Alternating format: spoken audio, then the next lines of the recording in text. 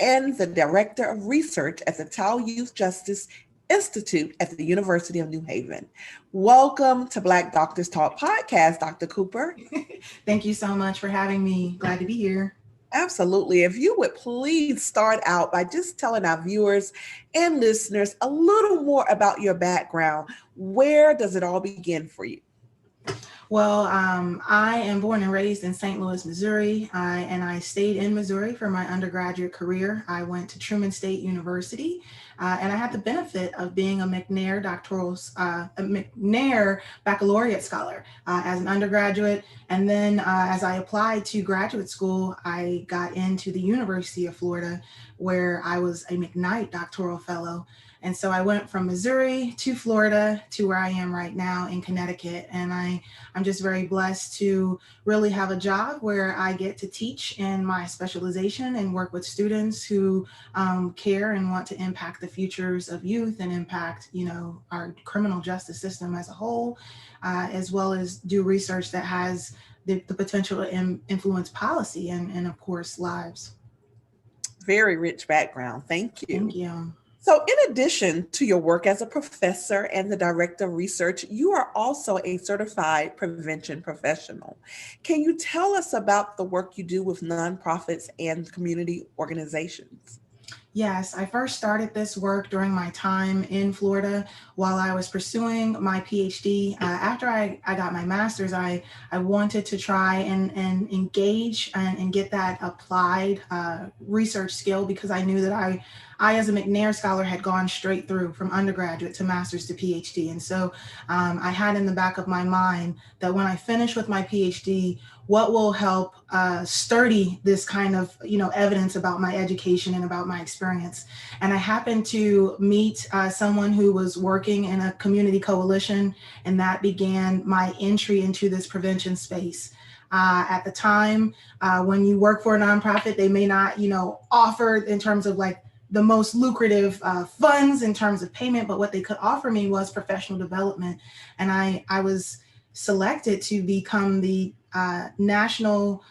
one of the members of the national cohort of ambassadors for the Community Anti-Coalition, the Community Anti-Coalitions of America, CATCA, and I represented the state of Florida in 2012 to 2014. And so that time that I spent in training, which is really thousands of hours across a broad array of topics in prevention, where we're saying to ourselves, how can we prevent teen suicide, teen pregnancy, teen drug use, teen, of course, delinquency and crime. And for me, it just became a really beneficial opportunity to be in the community and kind of tie together that community passion that I have with also the research that I do. Awesome. Now, who has had a tremendous impact on you in your career field? When I think about this question, I actually kind of have it in two different thoughts. When I think of someone who I actually know, I directly go to my mom. I'm Dr. Cooper. My maiden name is Dr. Tolson. My mom is Dr. Tolson. And so there's this modeling. My mom, when she retired, she was dean, over library services. That is not the proper title. She's going to kill me. But I saw this passion for education, this opportunity to kind of be working with communities in that education sector. And I always thought to myself, I might be a doctor. I never thought it would actually be in criminology. I thought it would be in chemistry, but I always had encouragement to pursue those goals. And so she was definitely a major impact. And just the other person I would say, because we're celebrating right now all types of things, but Ronald E. McNair, as I mentioned, I'm a McNair scholar. So to have had the opportunity in undergraduate to learn about research, it really impacted me when I went to the University of Florida as well, because they have a McNair program, and that really allowed me to mentor and be also brought into a family there. And I think community is really important. And so I think that has impacted me in terms of continuously connecting me with people who are oftentimes trying to pursue similar goals and experiencing similar struggles as I am. Thank you. Now, you currently conduct research in the areas of youth, young adults, juvenile justice, delinquency prevention, criminology theory, and sex offending. And all of these topics, being an elementary school principal, are very fascinating to me. Can you talk a little more about your research and why you chose this area? Yes, it really ties into the concept of prevention in the first place. I think crime and justice in general are important topics and certainly severe issues to be addressed. But when I think about the solutions, I am hoping that the opportunity to have the most hope is with our youth and the most opportunity for influence because of the developmental research. It shows that the investment in our youth is worth it and that we need to make those commitments. And so I think that my research provides the opportunity for people to ask themselves how what they're doing and where they are might influence youth. And I've really been trying to more recently broaden my influence, the scope of my research. And so I'm not just looking at youth and the system, but we've been looking at what we talk about as social determinants of health. We've been wanting to look at housing. We've been wanting to look at health. And so I've most recently been coordinating with our state agencies and our Juvenile Justice Policy Oversight Committee so that we'll be putting together a data set in the state of Connecticut that allows us to explore questions that we have really only been able to look at in terms of what does the system tell us about kids in the system. Not those are really just kids. Those are kids from communities. What do we know about those communities? How do we better serve those kids? Those are the questions that I hope my research will lend a better answer to. Wow, you've really reached a lot of milestones. You've done a lot. What would you say is the key to a fulfilled life? I would say the key to a fulfilled life is just joy.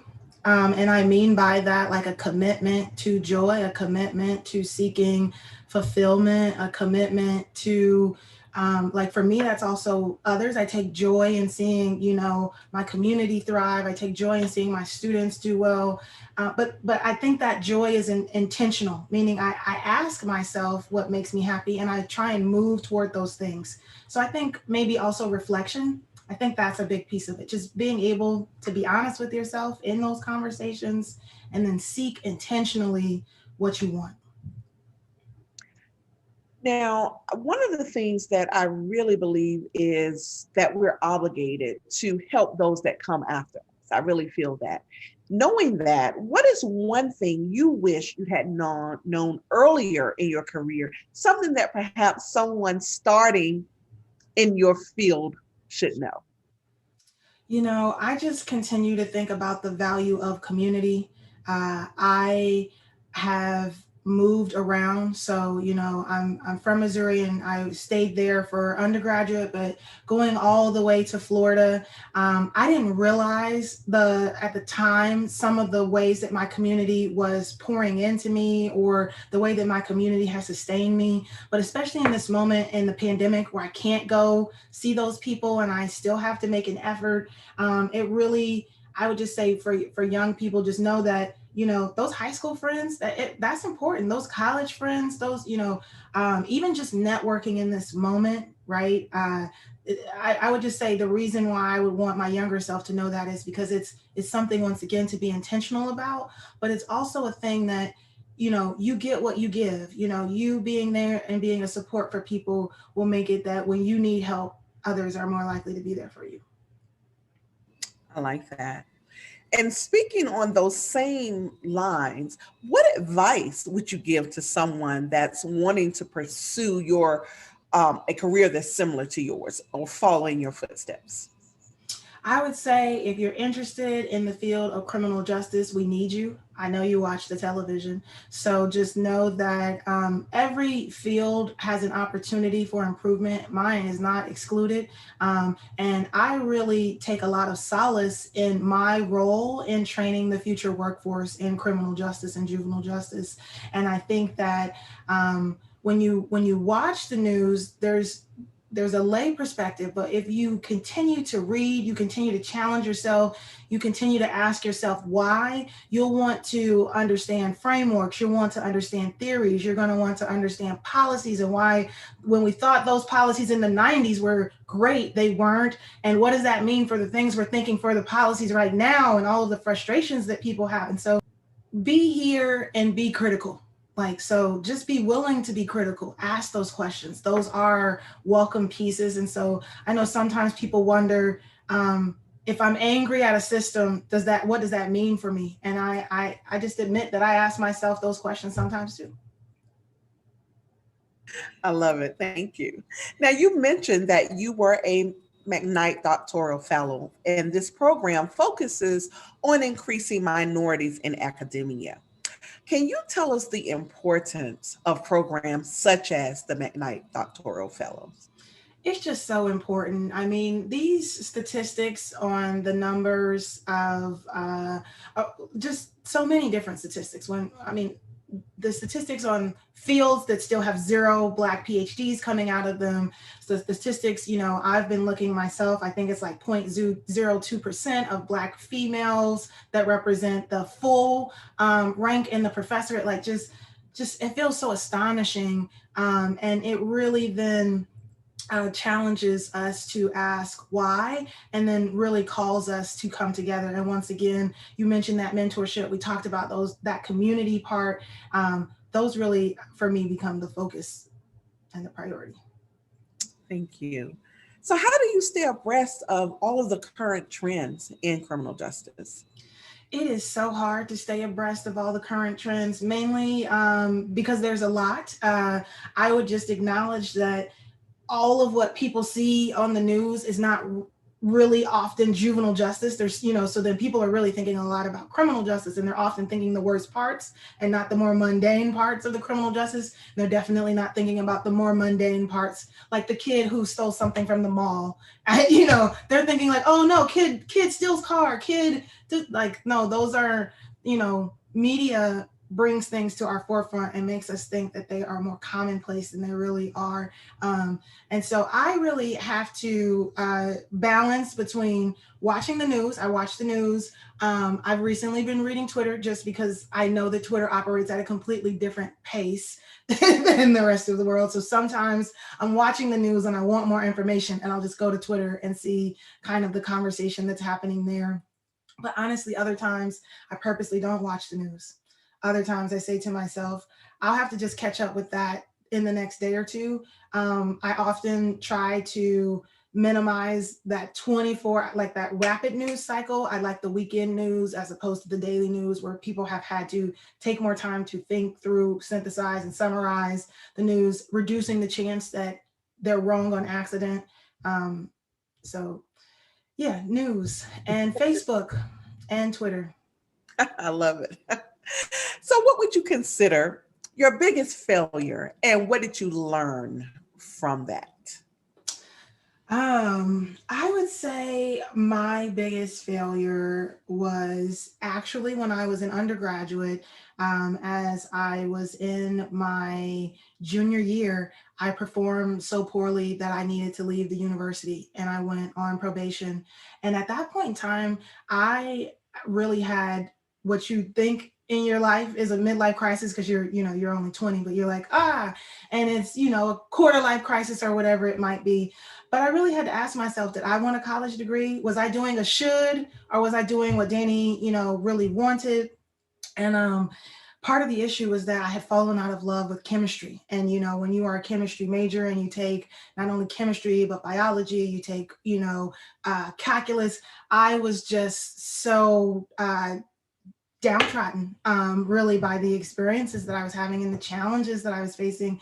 And I really was blessed to have a mentor. My friend Shantae was also struggling at that university, and she challenged me to think outside the box. So then by having that struggle and having to think outside the box at that moment, it really then led me, first of all, to what is called justice systems at the Truman State. So it's like another version of criminal justice. So we have justice systems at Truman State University. But then, fast forward, 3-4 years later, when I'm now in my completed my master's and then my PhD program, I really struggled with my comprehensive exams. And it was the fortitude that I had already, had, where I'm like, I know that this isn't even that. This isn't me not struggling and not being sure I am sure. This is me really needing to explain to the people around me that this system is not working well with my learning disability. You guys are not tapping into my ability to show you whatever you need to see in order for me to pass these exams. And it still translates into my experience today, just believing in myself that I can push past these obstacles. And, I think I am such an advocate of women sharing the struggle, sharing the obstacles, the barriers, and the challenges. So I appreciate you sharing that, because our younger generation, they need to know that it's not going to be easy, that there will be challenges. But you can navigate them and overcome them. So thank you for sharing that. Now, what would you consider as your biggest accomplishment?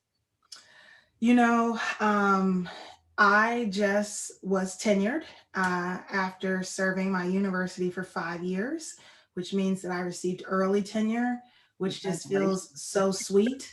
And it's not a McNair metric, but one of the McNair metrics is that you get your PhD within 10 years of having graduated. So I felt like it was really, special for me that within 10 years of having gotten my master's, I had achieved this associate professor. And I know that there are a lot of struggles to get into these positions. I know that it is not an equal opportunity, to access these things, but just in dealing with my environment and maximizing the opportunities that I did have for myself, I'm blessed, and I'm beyond proud to have been able to make it to this place within my university. Wow, that is amazing. Congratulations. What do you attribute to that, getting that early tenure? I attribute a few things, definitely in terms of communities that have been supporting me, the Black Doctoral Network conference, moving through knowing, okay, we're going to present papers in October, work on, other things, get ready for conference, get professional development, get connections and contacts. I've also benefited from other organizations like the National Center for Faculty Development and Diversity, which is founded by Carrie Ann Rockamore, which just once again pours in more professional development to Black women, Black and other professionals of color, asking them, what do you need to maintain balance, to have, any sort of vision of wellness for yourself, and of course to be focused in a way, intentionally, once again, about what you want, because I'm here to shake things up and to ask questions in a way that if I wasn't here, people would say, oh man, I wish Dr. Cooper was here. I hope someone goes and find Dr. Cooper so that we can get these questions answered. That's my goal. Wow, I love that. And that really leads me to my goals question. What process or what steps do you take to reach your goals? Because as I mentioned, you've reached a lot of milestones and that does not go without a strategy. So what process do you use? Big picture, I am a fan of the 5-year plan. That is one of the things that I learned about in graduate school, and it made sense for me because my master's to PhD timeframe was about 6 years. I found out about it after I was in my master's program for about 1 year. So then I had that plan, like, okay, if they're saying you might leave here at this time, what, and that's when I started to address my concerns. What does it mean to have a PhD under 30 and to be out on the marketplace? Because I didn't think that I was actually interested in working in higher education, I was really preparing myself for the criticisms I might receive in the practical world or at a think tank. So I wanted to make sure I had methodological skills. I wanted to make sure I have like all of these pieces. So just setting the goal means that when the obstacles showed up, they were still there. They were very real. I just was less impacted by them in the sense that even if I only made it 25 to 50% where I thought I was going to make it by the time that I said, I was still on a momentum. I still had an intention, and it allowed me when times got really, really, it made clarity about what to say no to. So in terms of, the 5-year plan, but the other piece is I just love technology. So a good to-do list, I mean, whether that be like a little Google to-do app just to kind of structure yourself, because otherwise you hit that moment, especially in the pandemic, where you're like, what am I supposed to do right now? And we can see how much the media and everything that's on in the world is here to sabotage our ability to focus. So yes, I would definitely say big picture, 5-year plan, even a 1-year plan if Yes. 5-year feels too far out for you, but a to-do list. I love that. And you touched on something very valid, is knowing when to say no and saying no to what, because we can get caught up so much in trying to do too much. I want you to expand on that a little bit, because that's a real nugget right there. We have to know what to say no to. Can you expand on that? It's actually, admittedly, it's more complex than just saying no, because you're saying no because someone's asked you of things. And there's a whole external thing about why people think they could have of you and ask of you to such a high mark. And I'm glad to be in spaces where I see other strong Black women modeling some of these responses. And so I'm often just trying to channel the best me. You know how you kind of power pose and you're like, okay, I might want to say no, but will I say no because of either power dynamics, or I've really been trying to ask myself what I actually mean. So do I mean that it's just not a good time for me and I need to tell you that I have too much on my plate right now so I could create some compassion? Or is it that I need to tell you, no, I'm not interested? Like, don't ask me later. I'm like, no, I love that. quiet. I love that. Absolutely. I love it. So, who or what inspires you? So many things inspire me. I'm going to go for the easy answer as we are off of just the moment of, January 13th and Delta Sigma Theta. I'm here in New Haven, and the New Haven alumni chapter just has all the best, baddest women. I swear I just love my chapter. I'm always amazed by the work that the women of Delta do, of course, nationally and internationally. But I think to have women, younger women my age, older women, to continue to remind myself that there's more. There's more that I could want for my family. There's more that I could want for my community. There's more that I could want for my financial success. And they're rooting for me and they're cheering for me and they are pouring into me in such like fervent and passionate ways that it just reminds me what a blessing it is to have them once again as models as well. Thank you for that. So, success can be so subjective. How do you define success? I'm going to go with success is really, I think, this mark that you leave on the world outside of yourself, right? So I think for me, it's that transcendence, right? So success is not just that I'm doing well. Success is that I've now helped someone else do well. I've passed on something that benefits them. And I think that's really why youth justice work is so fulfilling to me, because the youth are such, such a vessel to be poured into. They pour so much back into me that it really is fulfilling to have this focus on this youth justice and young adult kind of area. Those are some of the pieces of success. I would say just the other piece is the actual word piece, PEACE, like the ability to, at the end of the day, with all the madness in the pandemic, I feel successful because I'm not in strife with my husband. I'm not in strife about having home or shelter. I'm not in strife about the immediacy of my financial setting. So just the ability to know that even though the world is really rocky, I don't have to be rocky with it. That's like, so that equates to success for me. I love that. Thank you. So, what specific skills as a researcher, as a professor, would you say have helped you become successful? One of my favorite skills I like to talk to people about is just data management. And I don't mean that just from like a statistics sense. I mean that if you're an academic, you might have decades of file folders. You might have, moved from a paper, notes to a digital notes back to a paper notes. And so just really thinking to yourself, what are my game plans? So tools that I love that really assist me, I use EndNote.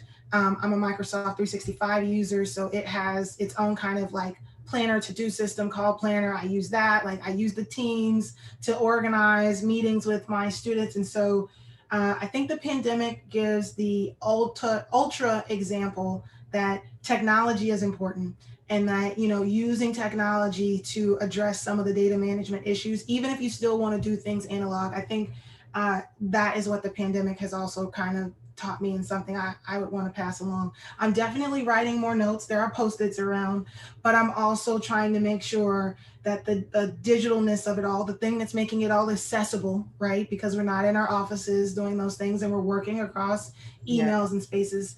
So I would definitely encourage all of that and thinking about, and I would just say working with people. Can you work with people? And so I work alone a lot, but I also must disseminate the work. And if I don't have any intent to go and to share the research, give any findings, advocate after I have increased knowledge, then what did I do it for? Absolutely. Thank you. So, this vast career, what are you most proud of to date? That's very interesting.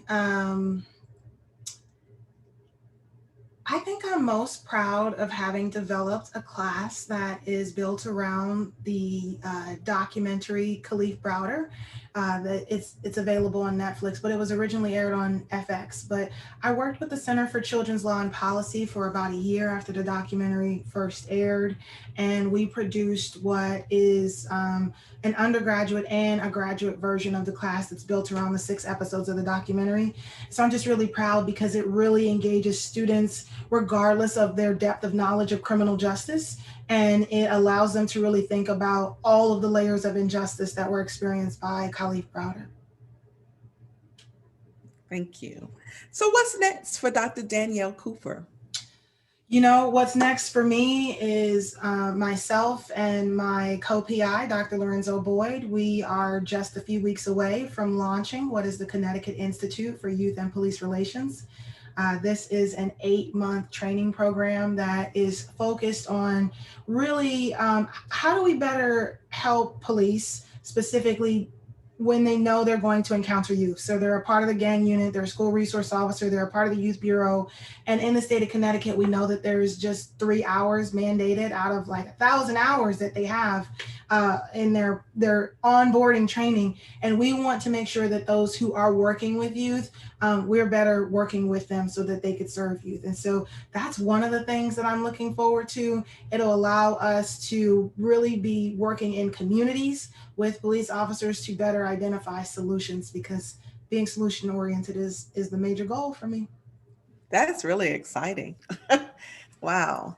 So, how has your affiliation with the Black Doctoral Network enhanced your career? I would just say that, you know, when you're not at the Black Doctoral Network, the world, you know, is moving, right? The world's moving, and I mean, I live in mostly places that are not predominantly Black places and spaces. And sometimes all of that just saturates on me. Once again, the ask, you know, what's happening in the media, do I want to pay attention? And I can just remember thinking to myself one year, oh, I'm tired, but I'm still gonna go. And then I remember leaving that opening session so fired up, and I was like, I remember why I come here. I come here because my people are going to pour into me. I come here because I'm going to have a chance to meet people and learn things. And because it's a interdisciplinary topic, right? Not limited by any one discipline, I learned things from people who are so passionate that I would have never been at their national conference. And so just the opportunity to learn, but also the opportunity to connect.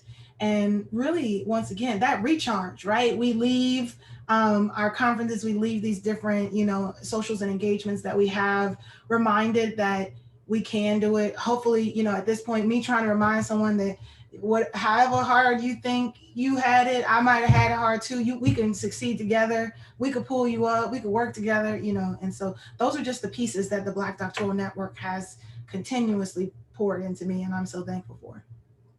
And you've really been with BDN since the beginning. I mean, Yes. talk about that. I mean, that's You amazing. know, just being a nervous little graduate student. My mother is from Philly, so I had family in Philly. I knew I needed a hoagie when I went, and so.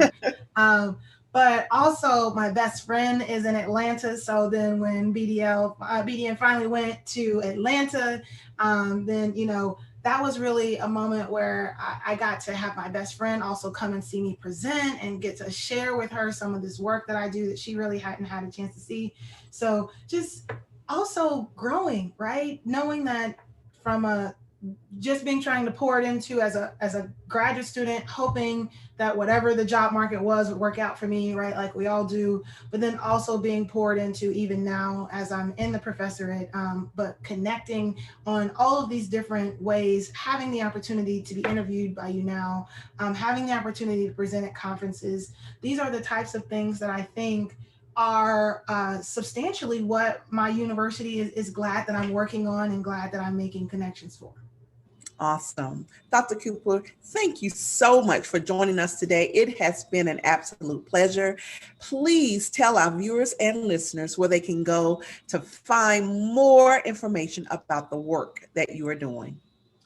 I will let you all know about two different things. Most simply, if you're trying to access my public facing professional accounts, I am at Prevention Danny. That's at prevention, the word prevention, and then Danny, Dani. And that's where you could find me on Facebook, Twitter, and LinkedIn. And then I would also just want to shout out the Tau Youth Justice Institute. If you're interested in learning more about youth justice in the state of Connecticut or nationally, we have quite a robust information hub. We have all of the information available about my research projects and the work that I do with the research team of students and faculty there. And that is TOW, T-O-W, youth, the word youth, .newhaven.edu. So that's towyouth.newhaven.edu. And that's the website. Please be sure to stay connected to Black Doctoral Network and connect with us on all of our social media channels. Thank you for joining us today for the Black Doctors Talk podcast. I am Dr. Sharon H. Porter. We hope you will join us next time. But for now, be sure to like, share, subscribe